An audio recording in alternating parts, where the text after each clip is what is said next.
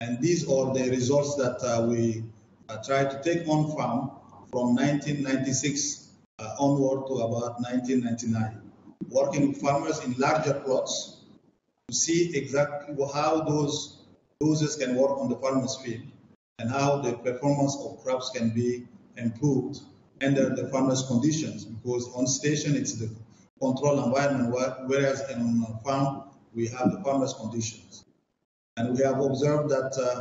the microdosing increases yield by about 50 to 120% as compared to the local control.